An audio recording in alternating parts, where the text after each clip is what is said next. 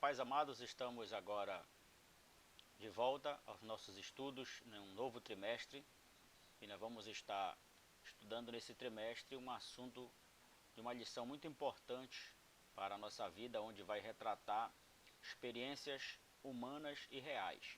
Então eu vou colocar aqui algumas observações introdutórias para que a gente possa preparar a introdução da nossa lição. Então você pode anotar aí essas observações. A primeira delas é que você deve fazer a sua saudação de forma tranquila, de formas que você possa, se você estiver apresentando a sua aula em uma live ou com a sua classe, você vai fazer aquela apresentação individual juntamente com seus alunos na sua classe. Segundo, você vai informar aos seus alunos, a sua classe, que nós estamos iniciando um novo trimestre com um novo assunto. Aí você pode apresentar aí a revista, com certeza já vai estar na mão dos seus alunos, e aí você vai apresentar o estudo, que nós vamos estar no decorrer do trimestre, estudando uma parte da teologia, cuja matéria é a história da Bíblia, história bíblica. E essas histórias são reais porque elas vão citar nomes de pessoas, lugares, fatos que aconteceram, e isso vai provar que o fato ele foi real e não metafórico. Você vai ver a diferença no Antigo Testamento para o Novo Testamento, quando Jesus contava uma parábola metafórica. Um exemplo disso é da figueira que foi plantada em meio do caminho. Ele pegou ali uma metáfora, ele pegou um objeto, um produto, uma árvore, para simbolizar o ser humano que não produzia frutos. Aqui no Antigo Testamento nós vamos estudar um fato histórico real, onde vai mencionar nomes de personagens, lugares e até mesmo datas. Então isso é muito importante. Então fale que o assunto ele é fundamental para servir de lição e de experiência de vida.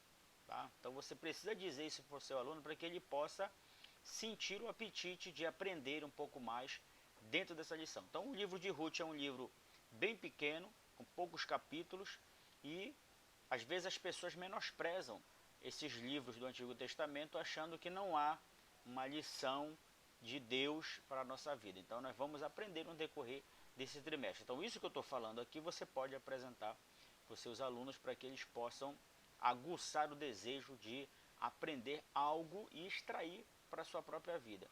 Segundo, convide os seus alunos a viver cada história contada e ensinada nessa lição. Então, de forma que quando nós estivermos ministrando a aula diante da classe, eles possam criar essas imagens, né? Para isso você precisa buscar esses conhecimentos aqui para você poder chegar lá na sua classe e levar um assunto e não apenas ler a revista, tá? É um erro muito grande que nós cometemos às vezes de ler a revista diante da classe. Então existem professores que só lê a revista, lê os comentários, não vê referência bíblica, não busca o significado de nomes, significados em outras línguas como o hebraico, o aramaico, o grego e outras coisas mais no dicionário. Então é muito importante você ter esses auxílios aí. E depois incentive os seus alunos a lerem e marcarem pontos críticos e importantes na revista. Então é muito importante.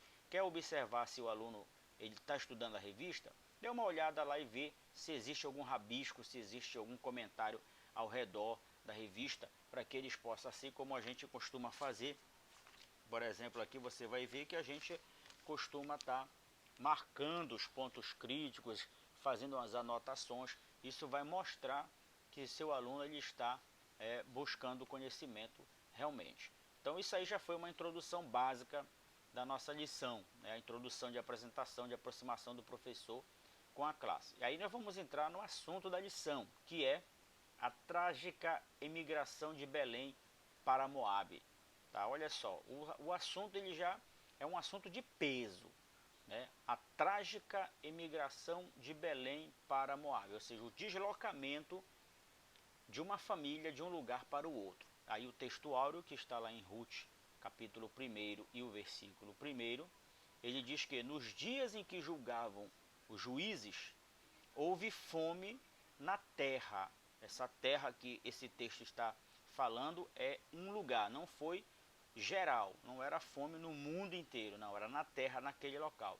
E um homem de Belém de Judá saiu a habitar na terra de Moabe, com sua mulher e os seus 2 filhos. Então veja que uma família se deslocou da cidade de Belém e foi habitar em Moabe, tá? Então, com todos os seus 2 filhos.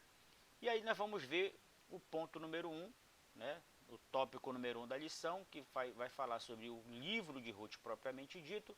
E nós temos aí 3 subtópicos, que é o nome de Ruth, o autor e a data e o drama da imigração. Então vamos lá para o primeiro ponto, que é apenas um ponto de apresentação do livro. O livro de Ruth, quando vai falar o subtópico do nome, o nome Ruth quer dizer companheira, tá? Então aqui vem uma breve apresentação pessoal com a posição do reconhecimento da pessoa na Bíblia. Então Ruth, apesar das mulheres não terem uma participação legal na época, mas Ruth tomou uma posição categórica na Bíblia, tanto no Antigo Testamento como no Novo Testamento, e essa lição vai revelar o porquê que ela se tornou uma das mulheres mais importantes na Bíblia, tá? E o autor desse livro de Ruth, que é um livro bem pequeno, alguns comentaristas, alguns estudiosos, eles deduzem que o autor desse livro de Ruth poderia ser o profeta Samuel, porque muitos assuntos, muitos temas estão contidos nele que estão paralelos aos livros dos Juízes, que também é de autoria de Samuel. Então, por isso os autores, os comentaristas, eles apontam que possivelmente Samuel seria o autor, porque o teor do assunto, muito assunto de legislação, muito assunto de jurisdição estava inserido ali igual como está em Juízes. E a data, possivelmente, ela poderia ter sido escrita no tempo dos reis, tempo da monarquia. Por quê? Porque o autor da pessoa que nós sugerimos que, deduzimos que é Samuel, ele faz menção de Davi. Ele reconhece Davi como rei. Então veja que se alguém que reconhecia naquela época Davi como rei, não poderia ser outro senão Samuel, que foi aquele que foi na casa de Jessé e ali derramou o óleo sobre a cabeça de Davi, colocando Davi como o rei de Israel. Ali Samuel vai contar toda a história de como começou o Davi para que ele pudesse ser. Então veja bem, poderia ser um tempo distante do acontecimento para a autoria do livro. Tá? Não vamos confundir de que o fato aconteceu no tempo do rei Davi. Porque Davi vai sair da linhagem de Ruth, né? Por isso que ela tomou um posicionamento importante na Bíblia. Então, Ruth vai fazer parte dessa história porque ela vai gerar, né, alguém que vai gerar a linhagem davídica, tá bom?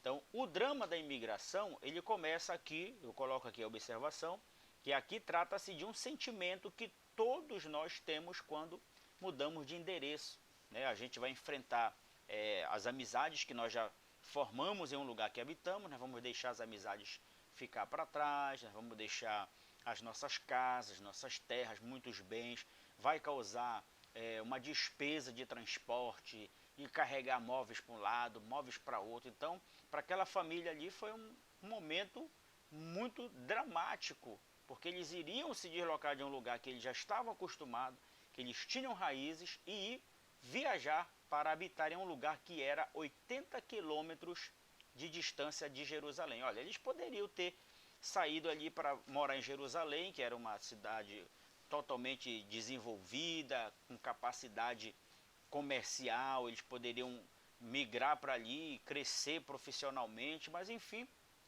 Elimeleque, que era o esposo de Noemi, achou por bem viajar 80 quilômetros, que é consideravelmente daqui de Belém. A gente vai passar um pouquinho mais de Castanhal, porque de Belém a Castanhal tem 75 quilômetros, então 5 quilômetros a mais a gente vai estar passando Castanhal. Imagine um homem viajando a pé com sua família e seus bens de Belém até Castanhal. Então ele saiu de Belém e foi para habitar em Moabe. A gente vai ver aqui o que poderia acontecer em uma cidade dessa tão distante. Aí eu vou colocar aqui uma observação, que nós podemos anotar isso aqui. Aqui fechamos o ponto número 1 da lição, abrindo o entendimento do desfecho de uma jornada de fé e experiência. Anotou aí? Então veja só que em um curto tempo, 10 minutos, nós podemos fazer um desfecho do ponto número 1 da nossa lição. E aí nós entramos no ponto número 2, que vai falar sobre o drama da fome. Olha só, por que é que aconteceu essa fome nessa localidade lá em Belém de Judá? Então, primeiro, a fome em Belém de Judá. Olha, Judá, Belém de Judá, como nós já citamos aqui, 80 quilômetros de distância de Jerusalém, ela era conhecida como a terra do pão. Por quê? Porque foi o lugar que Deus deu para os judeus habitar. Não foi assim que Deus falou para Abraão, depois falou para Isaac, depois Jacó, e também falou para Josué? Todo lugar que pisar a planta do teu pé o Senhor vai dar. Então, eles chegaram ali e se estabeleceram e prosperaram. Então, o lugar passou a ser conhecido terra do pão. Tudo que se plantava ali gerava, crescia, produzia. Então, eles prosperaram. Mas aí vamos entender por que veio essa fome naquele lugar. Porque os midianitas, eles invadiam as localidades dos israelitas e roubavam as suas plantações, as suas criações, e depois destruíam. Eles levavam para consumir e o que ficava eles destruíam. Então, Israel plantava, era roubado, assolado e depois tinha que recomeçar tudo de novo. Então, Elimeleque já estava cansado disso. Então, possivelmente, ele tomou uma decisão, se precipitado ou não, de mudar de localidade. Então,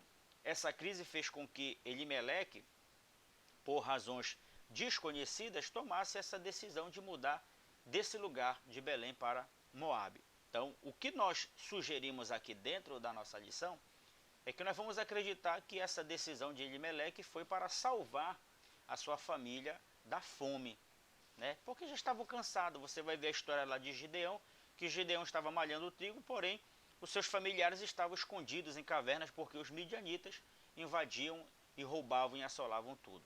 Elimeleque, porém, decidiu viajar e mudar de lugar. Aí eu vou colocar aqui uma outra observação, que não temos a certeza se a tragédia que aconteceu foi por falta de confiança em Deus como provedor, porque os judeus estavam acostumados a ver a provisão de Deus em tempo de crise, né?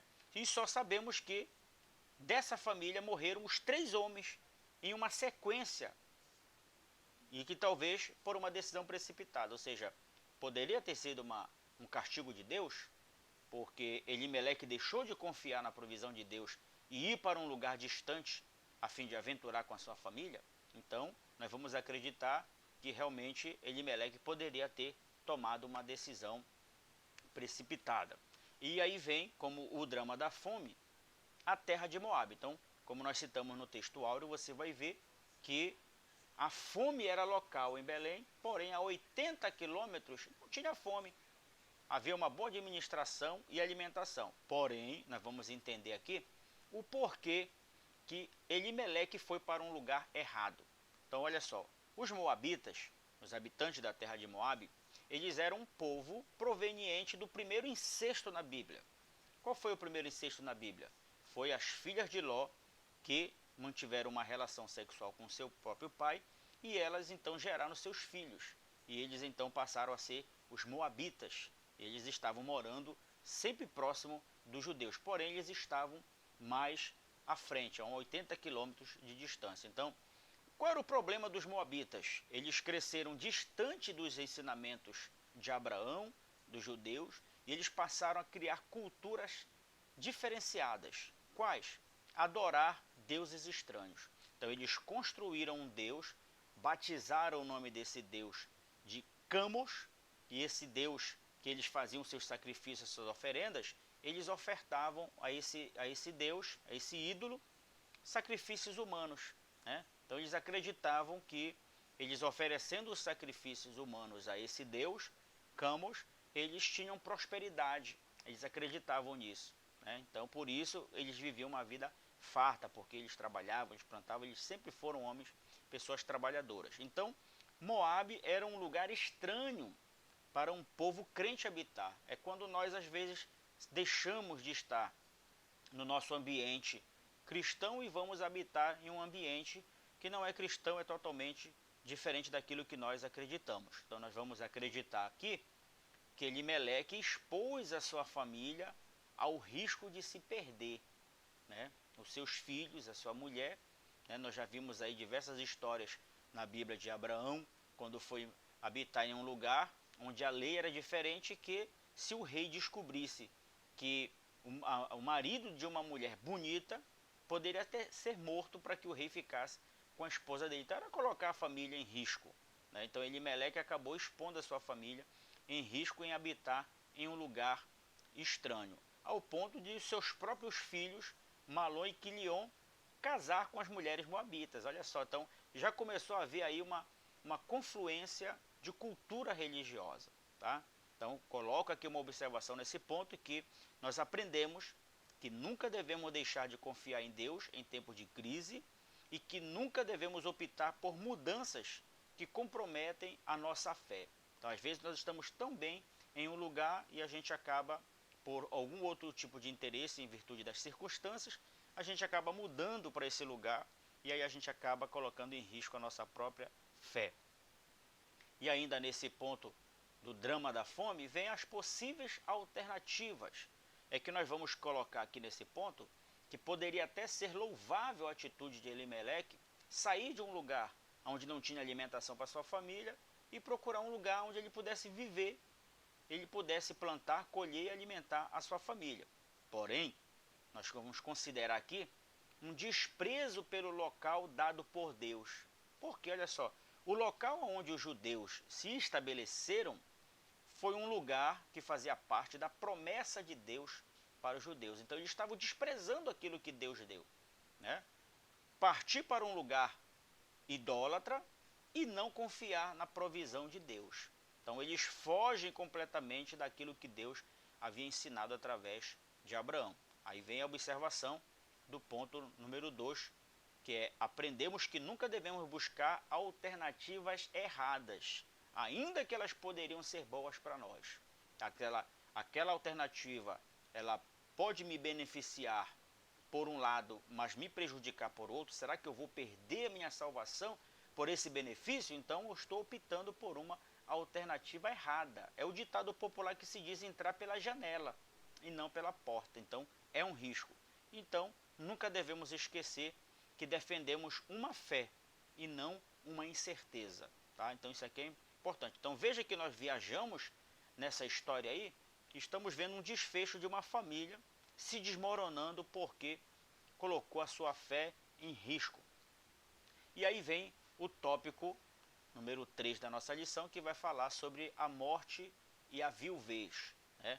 Então nós vamos falar aqui no nosso segundo vídeo a respeito desse assunto, porque de lá nós já vamos partir para a nossa aplicação pessoal. Então o que eu quero que você reflita nisso que nós estamos falando aqui, que a lição de Ruth, no capítulo número 1, ela é bem simplificada, não há complicações teológicas para esse entendimento, e tudo nós falamos aqui uma forma simplificada, até mais do que o comentário da revista propriamente dita. Então o segredo aí é você ler o capítulo número 1, porque a lição número 1 ela é do capítulo 1 e a lição número 2 também vai falar do capítulo número 1. Então é importante você ler esse capítulo, analisar o que nós estamos falando aqui e absorver tudo isso que foi falado, aplicando no entendimento da lição. Então você vai ver os personagens, vai ver os lugares, as datas e os acontecimentos, tá bom? Então nós vamos voltar no nosso segundo vídeo, a nossa segunda parte da lição, partindo para o encerramento, junto com a aplicação pessoal.